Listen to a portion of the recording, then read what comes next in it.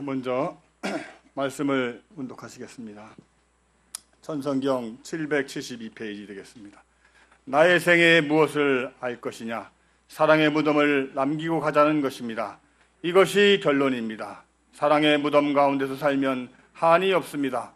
무덤 가운데서 아무리 지긋지긋하게 살더라도 사랑 가운데서 살면 한이 없습니다. 사랑의 무덤을 남기고 가자라고 하면 인생살이는 영혼을 두고 성공하는 것입니다. 그렇게 살다가 죽는다면 하나님이 축복해 줄 것이고 영계에서는 하나님이 아들, 딸 데리고 환영 나올 것입니다. 그때에는 가락지를 낀 손이라면 하늘나라의 다이아몬드 반지를 끼워줄 것이고 옷을 못 입었다면 하늘나라의 황족들이 있는 최고의 옷을 입혀줄 것입니다. 식구님 안녕하십니까? 반갑습니다. 오늘 원래 김중수 430가정 회장님께서 특별 순회 예배를 해주실 아주 우리가 기다렸던 그런 그 한 날이었습니다만은 몇 주 전에 익산 교회 순회 예배를 오시려고 오시다가 아마 휴게소에서 조금 다리를 다치셔가지고 지금 몇 주째 지금 못 오시고 계십니다. 그래서 지난주에는 오실 것이다. 그래서 지난주도 임실도 기다렸는데 결국 못 오셨고 이번 주는 올 수 있다라고 말씀을 하셔가지고 기다리다가 어제 그저께 전화를 드려봤더니 아직 퇴원이 확실치 않아가지고 이번 주까지는 못 갈 것 같다 이렇게 말씀을 해주셨습니다. 참 빨리 그 완쾌가 되시기를 바라고, 특별히 김진구 사장님은 또 한 2달 전쯤인가 그 집에 또 불이 났습니다. 충북 제천에 환고양 하셔서 계시면서 또 충주교회의 평화대사들을 또 교육하시면서 열심히 활동하시는 그런 귀한 분이신데 아마 옆에 누군가가 불을 낸 것 같은데 심증만 있지 물증이 없으니까 보상도 받지 못하고 어려운 가운데 이렇게 또 김매자 군사님은 다른 데 가서 자식한테 가 계시고 또 우리 회장님은 그냥 이렇게 완놈을 또 얻어서 어렵게 생활하시면서도 맡겨진 공직을 다하시고자 수고하시는 회장님이신데 이번에 모시지 못하게 됐습니다만은 더 준비를 해서 정말 회장님을 잘 모시도록 이렇게 하겠습니다. 오늘은 우리 성화생들과 같이 연합 예배를 드리기로 이렇게 해서 성화생들을 의식하면서 짧은 시간이지만 말씀을 준비를 해보았습니다. 그동안에 여러 가지 일정들이 있었고 또 일본도 다녀오는 이런 일정도 있고 여러 가지가 있었습니다만은 오늘은 강석구 쿠웨이트 분봉왕 우리 선배님께서 4월 18일 날 성화를 하시고 4월 20일 쿠웨이트 분봉왕 협회 성화식으로 성화식을 치르실 때 제가 원전식에서 사랑의 무덤을 남기고 가야 된다라고 하시는 아버님의 말씀을 훈독하면서 원전사를 이렇게 하기도 했습니다. 늘 우리의 생애를 뒤돌아보게 하는 그런 귀한 말씀이다 이렇게 생각이 들어서 오늘은 성화하신 강석구 원로 목사님도 다시 한번 생전에 우리가 인연 맺었던 그런 내용들도 생각하면서 오늘 사랑의 무덤을 남기고 가야 한다는 이런 제목으로 말씀을 나눠보도록 하겠습니다. 우리 강석구 원로 목사님은 1954년에 부모님을 일찍 모셔야 되기 때문에 일찍 결혼을 하셨다고 하십니다.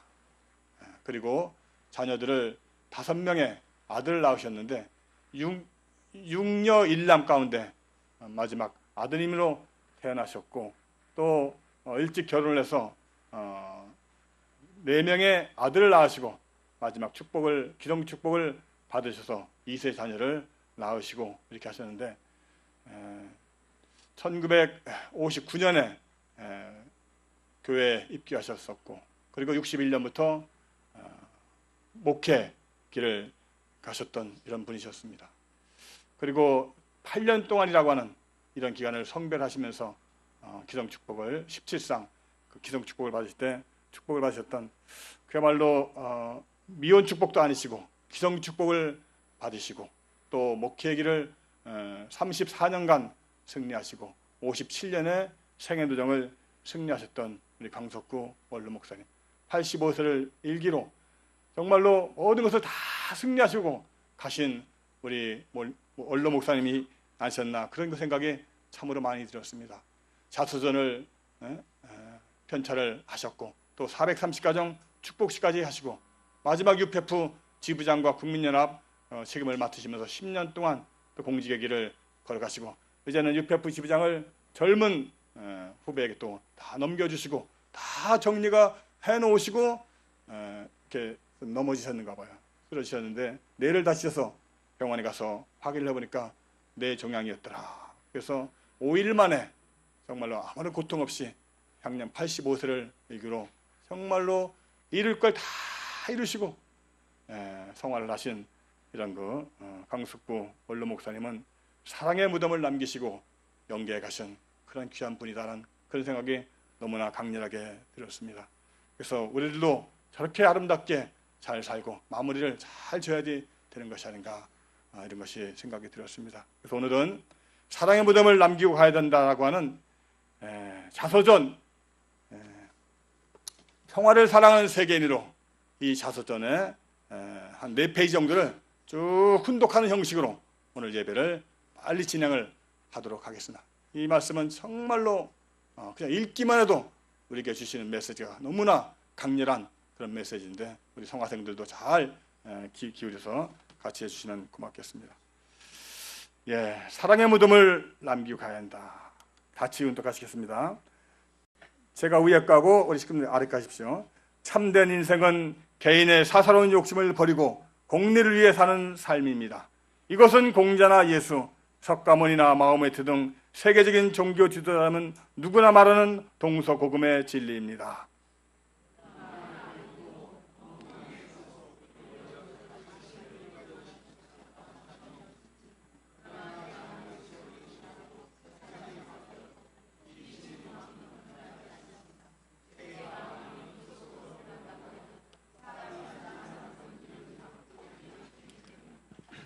자신의 가장 친한 선생은 자기 마음입니다.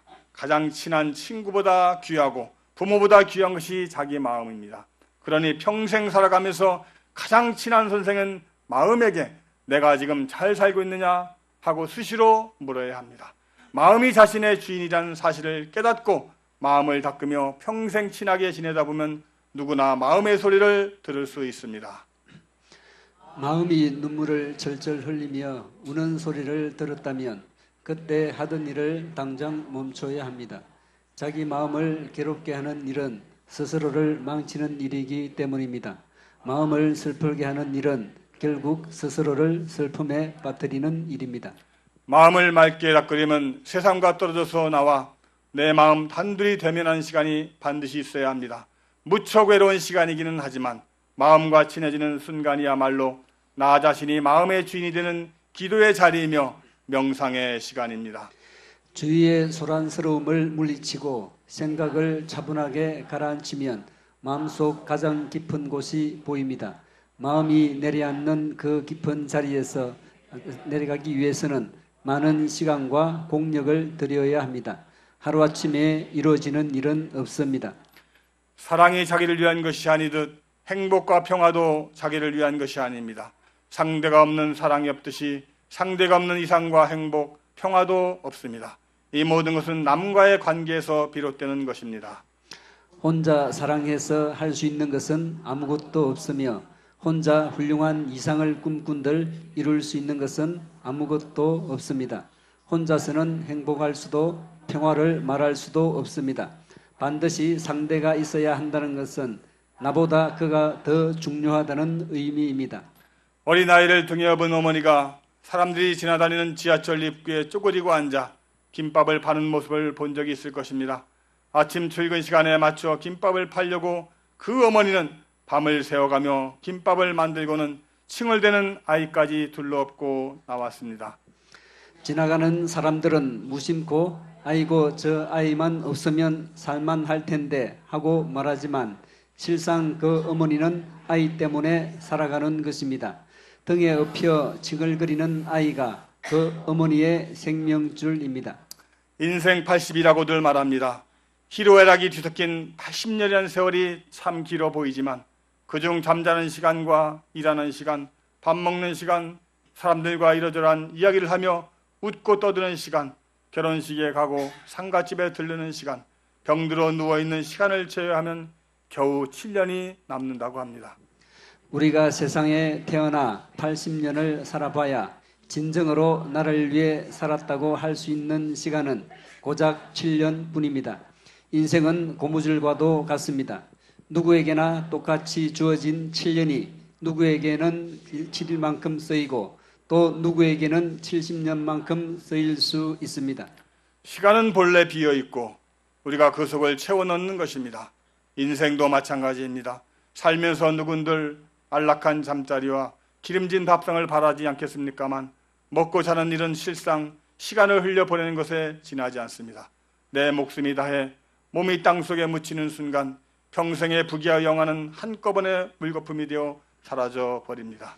그 사람이 자신을 위해 살다간 7년의 시간만이 남아 후대 사람들에게 기억됩니다.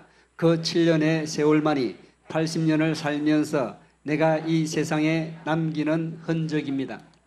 사람이 태어나고 죽는 것은 자기 의지에 의한 것이 아닙니다. 사람은 자신의 운명에 대해 아무것도 선택할 수 없습니다. 태어났을 때 내가 나고자 해서 난 것이 아니요, 살되 내가 살고자 해서 사는 것이 아니요, 죽되 내가 죽고자 해서 죽는 것이 아닙니다.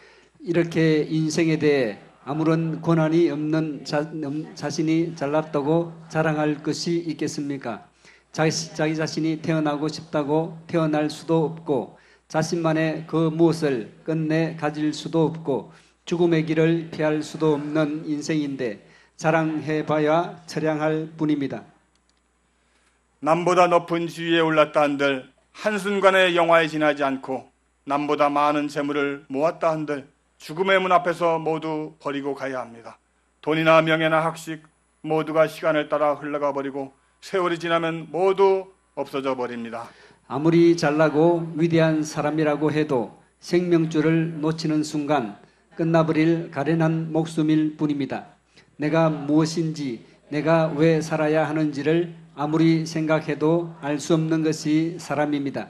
따라서 내가 태어난 동기와 목적이 바로 나로 말미암은 것이 아니듯 내가 살아야 할 목적 역시 나를 위한 것이 아님을 깨달아야 합니다.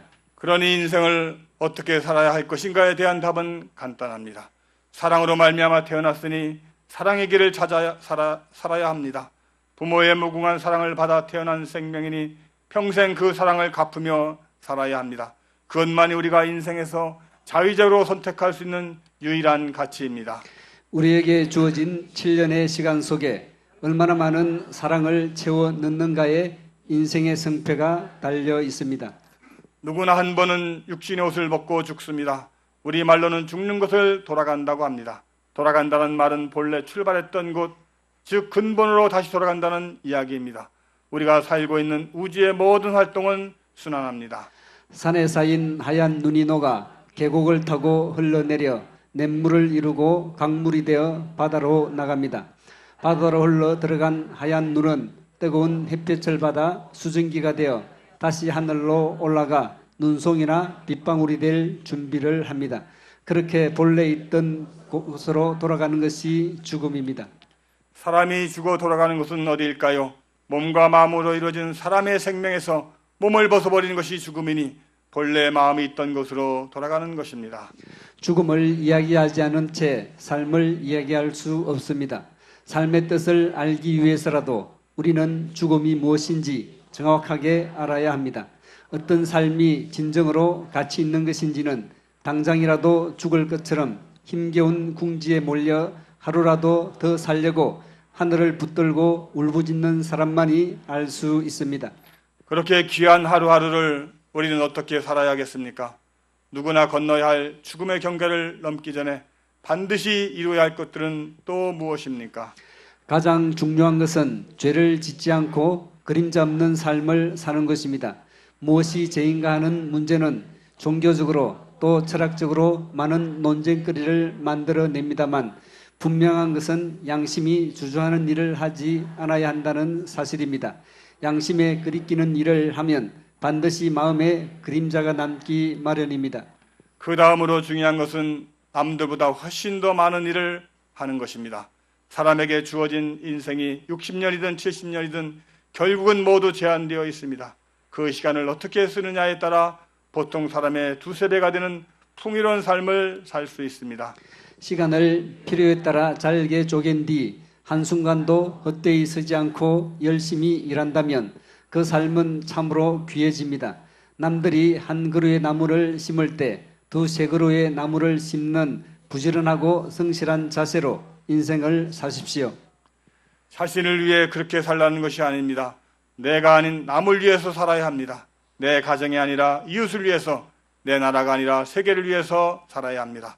무릇 세상의 모든 죄는 개인을 앞세울 때 생깁니다. 개인의 욕심, 개인의 욕망이 이웃을 해치게 하고 사회를 망치는 것입니다. 세상의 모든 일은 지나가 버리고 맙니다. 사랑하는 부모, 사랑하는 남편과 아내, 사랑하는 자식도 모두 지나가 버리고 삶의 마지막에 남는 것은 죽음뿐입니다. 사람이 죽으면 무덤만 남습니다. 그 무덤 안에 무엇을 넣어야 가치 있는 삶을 살았다고 할 수 있을지 생각해 보십시오. 평생 동안 모은 재산이나 사회적인 지위는 이미 지나가 버린 뒤입니다. 죽음의 강을 건너가면 그런 것들은 아무런 의미도 없습니다. 사랑 속에 태어난 사랑의 삶을 살았으니 생을 마감한 무덤 속에 남는 것도 사랑뿐입니다. 사랑으로 얻어진 생명이 사랑을 나누며 살다가 사랑 속으로 돌아가는 것이 우리의 인생이니 우리 모두 사랑의 무덤을 남기고 떠나는 인생을 살아야 합니다. 아주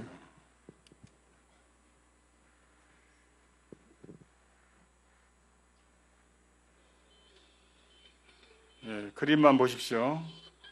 아기를 낳고 죽을 때까지 1분밖에 안 걸립니다.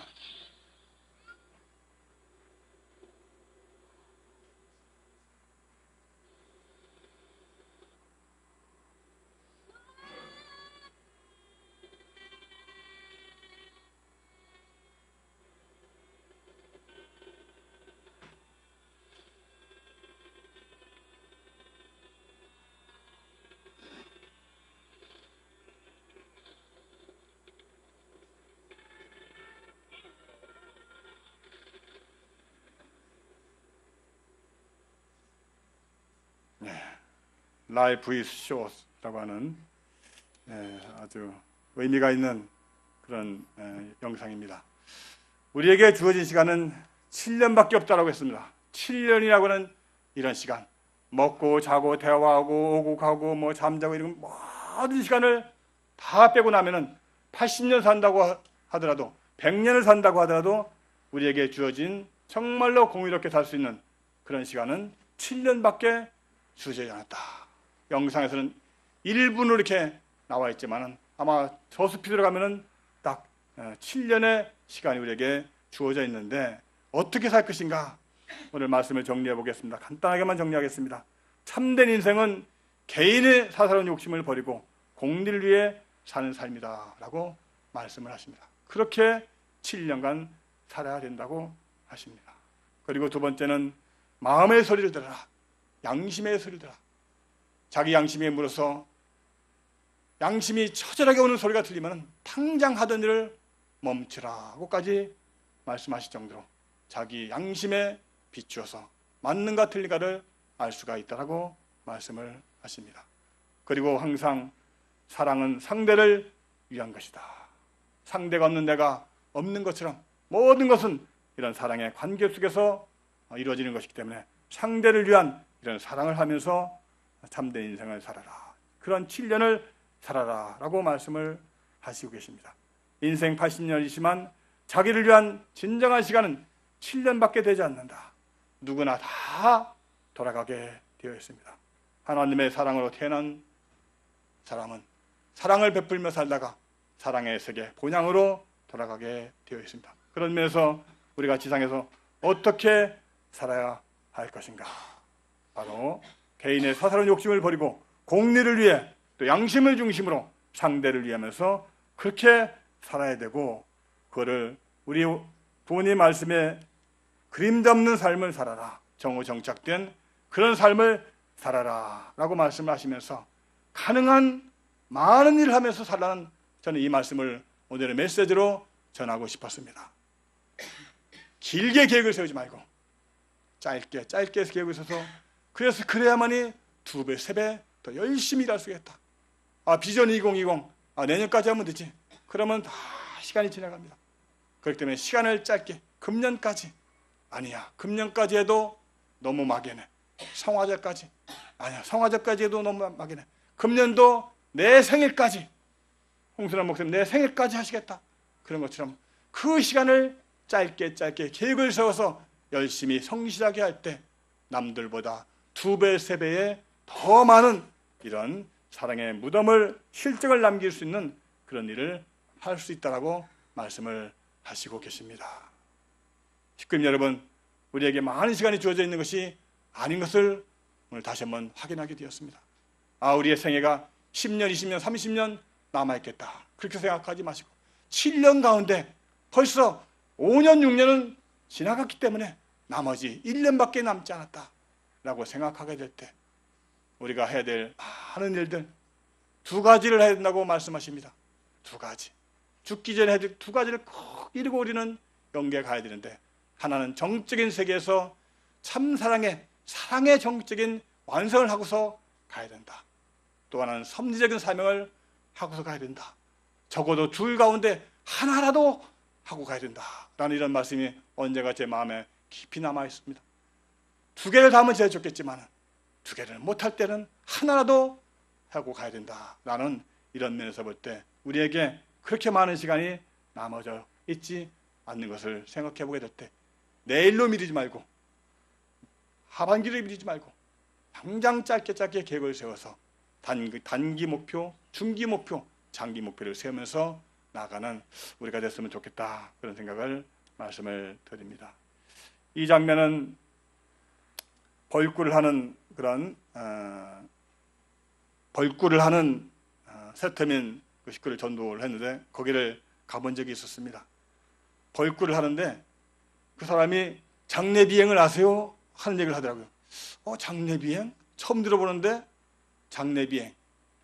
식구님들 장례 비행 아세요? 장례 비행. 장례 비행을 하시나요? 그래서 무슨 소린가 하고 봤더니 자기가 오랫동안 양봉을 하다 보니까 이 일벌들이 열심히 일하거든요. 아주 아까 짧게 계획을 세우라고 했지만은 그거보다 더 열심히 일해요. 정말 시간만 나면 꿀을 따오고 막 이렇게 하면서 꿀을 모으고 하는데, 마지막 죽을 때는 어디 가서 죽느냐면은 이 벌꿀통에서부터 정확히 400m 정도 밖에 나가서 죽는 걸 자기가 쭉 경험을 해보니까 알게 되었다. 물론 그 자리에서 죽는 벌도 있지만 대부분이 날아가서 400m 바깥에 나가서 죽는 것을 자기는 보았다. 나는 그 죽음을 장례 비행이다, 이렇게 표현을 하는 것을 들으면서 미물인 벌꿀도 거기서 죽으면은 죽은 병균이라든지 이런 것들이 남아서 자기 동료에게 피해를 줄까봐 멀리 가서 죽는구나. 그리고 열심히 하다가 마지막 400m만 날라서 갈 수 있는 힘이 있을 때까지는 계속 일을 하다가 마지막 이제 소진이 다 되면은 400m 정도를 날아가서 주변에 가서 죽는 것을 보았는데, 그것이 바로 장례 비행입니다. 이렇게 설명할 때 정말로 뒤통수에 탁 맞는 그런 느낌을 받았습니다. 동료를 위해서 자기가 죽어야 될 때도 알고 있는, 정말 사랑의 자기 무덤자리를 알고 있는 이런 벌꿀이 아닌가, 이렇게 생각이 들었습니다. 오늘 청화생들 어디에 앉아 있는지 잘 보이지 않습니다만은 정말로 항상 젊을 때부터 우리는 3단계의 삶을 살고 있고, 우리의 영원한 세계는 본향 땅, 영객에 있다는 그런 생각을 항상 잊지 마시기를 바라겠습니다. 이제 잠시 후에 빨리 식사를 하시고 신과 함께란 영화를 보셔야 됩니다. 이거를 보셔야만이 사후의 세계가 어떻게 되어진가, 사후의 세계가 있는가 없는가, 이거를 떠나서 사후의 실상에 대해서 사후의 세계가 어떻게 진행되는가, 죽어서 가는 과정이 어떻게 되어지고 어떤 세계인가 하는 것을 이 영화를 꼭 보시기를 바라면서 예배를 빨리 마치려고 하는 것입니다. 이 내용 보시면요, 1440만 명 관객을 동원한 아주 대단한 영화로서 지금 많은 영화라든지 드라마라든지 이런 것들을 보게 되면 영의 세계, 사위의 세계, 또 블랙이라는 드라마를 OCN 21번 채널에서 정말 제가 정말 재미있게 봤는데 사람이 죽기 전에 막 여기서 검은 연기가 막 일어나요. 그러면은 그 안에 나쁜 영이 들어서 그 사람이 24시간 이내에 죽어가는 이런 것도 쭉 드라마로 표시한 것인데, 선한 영이 와서 그 악한 영을 잡으러 와서 막 전개되어지는 이런 영의 세계인데, 원리적인 시각을 봤을 때 너무나 아주 그냥 똑같이 전개가 되는 이런 것을 보면서 감동을 받았는데, 그것도 보고 또 이것도 보니까 너무나 리얼한 그런 영화입니다. 인간이 죽으면은 죽은 후에 49일 동안 7번의 재판을 거쳐야 된다. 불교적인 그런 시각입니다만은 오늘 우리는 40일이라고 말씀을 해주셨죠. 40일간 자기가 묵어야 될 거처를 정하는데 그런 시간이 걸리는데, 이 영화에서는 49일 동안 7번의 재판을 거치는데 살인의 문제가 없느냐, 나태한 것에 문제가 없느냐, 거짓이 없느냐, 불의는 없는가, 배신, 폭력, 천륜, 이런 7번의 재판을 무사히 통과해야만이 새로운 삶을 시작할 수 있는데 정말로 리얼하게 진행되어지는 이런 영화가 되겠습니다. 꼭 한번 보시면서 또 오후에 중요한 일정을 저희가 전개하기 때문에 이렇게 또 준비를 했습니다. 마지막으로 우리 청소년들, 우리 성화생들에게 마지막 이 책을 또 한 구절 소개를 합니다. 자서전 360페이지. 저는 이 책을 기자에게 줬더니 기자가 이 책을 3일 만에 읽고 와서 이 편서를 쓰고 축복까지 준비를 남원에 있을 때 준비를 했었습니다. 조금 또 19국에 또 고개가 많이 있잖아요. 또 무슨 고개, 무슨 원리 고개, 참부모 고개, 또 19고개, 또 마지막 어머님 고개, 고개가 참 많은데 이 책을 읽고 3일 만에 와서 이 편서를 쓰고 축복 준비를 하다가 뭔가 또 고개에 걸려서 지금 못 나오고 있는데, 정말 이 책을 읽고 너무나 감동을 받고, 기자가 국민일보 기자, 중앙일보 기자였던 이런 기자가 이 책을 읽고 감동을 받고 왔는데, 청년들이여 360페이지입니다. 뜻을 세우면 인생이 달라진다는 이런 제목을 쭉 주시는 이런 말씀들이 있습니다. 원리왕동도 훈독하시고 또 이 책도 한번 훈독하시면서 공부하기 전에 먼저 이 책을 읽어라. 그러면은 삶의 목적이 분명해지게 된다. 공부보다 더 중요한 것이 뜻을 세우는 것이니까 뜻이 있어야만 자신을 지켜나갈 힘이 생기고 남다른 인생을 살 수 있다라고 하는 귀한 내용이 되겠습니다. 오늘은 7년의 시간을 더 알차게 보냈으면 좋겠고 또 이 책을 꼭 추천을 하는 우리 성화생들 꼭 읽어보시기를 바라겠습니다. 감사합니다.